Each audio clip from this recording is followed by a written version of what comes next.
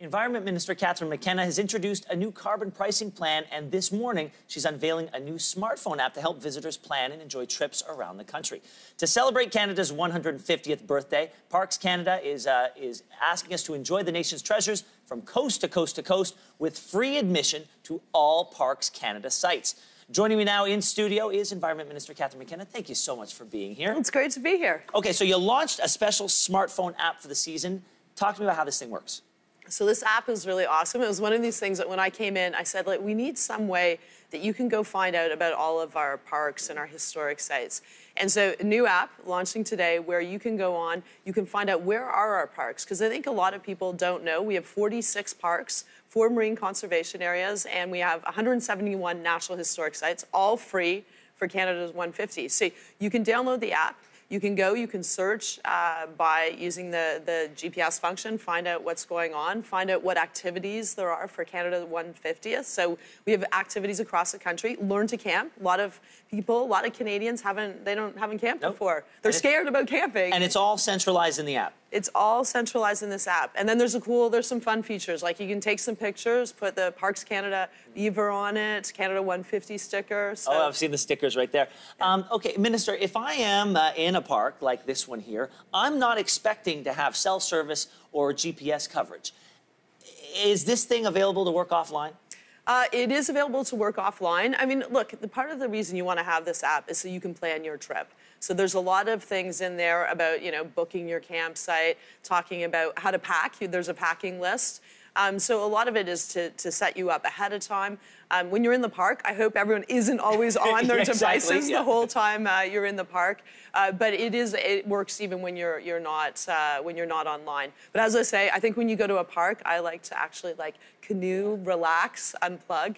Talk to me about the decision to make these parks free for a year. That's a big decision to make.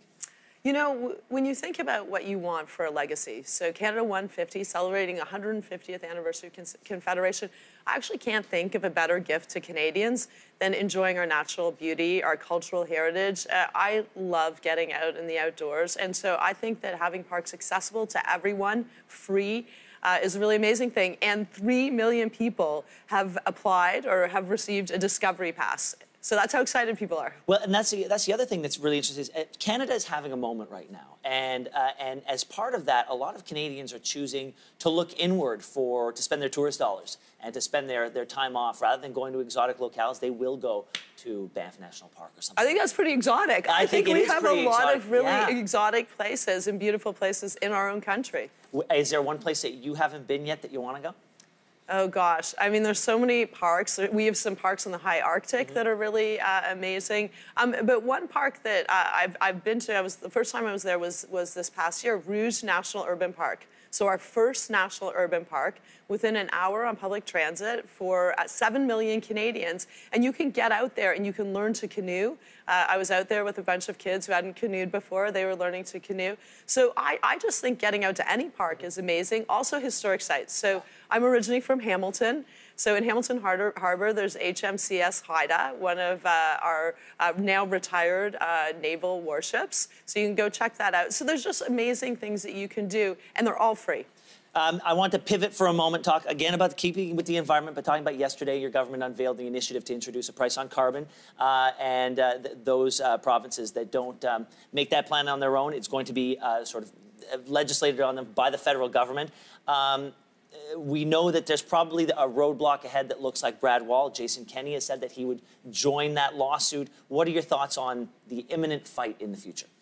Look, I'm not about fights. I'm about bringing people together. And putting a price on pollution just makes sense. It's not free to pollute. We're seeing floods. We're seeing droughts. The Arctic is literally melting. So Canadians are seeing the impacts of climate change. And by putting a price on pollution, you price what you don't want, pollution, and you get what you do want, which is innovation. So cleaner ways of doing things. And look, I'm going to continue working with every province and territory. I work very closely with business, and many large businesses are on board. They said, put a price on pollution.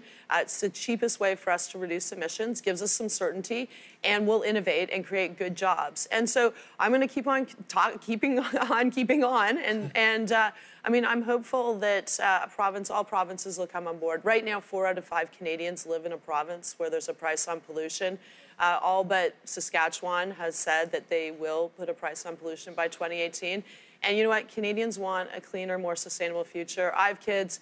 You have kids. It's about the future for our kids. Well, there's a price on pollution, but the price to visit our national parks is zero. So thank you so much for joining us here today. And everyone should download this app. Download the app, available today. And for more information on Parks Canada, you can head to our website at yourmorning.ca.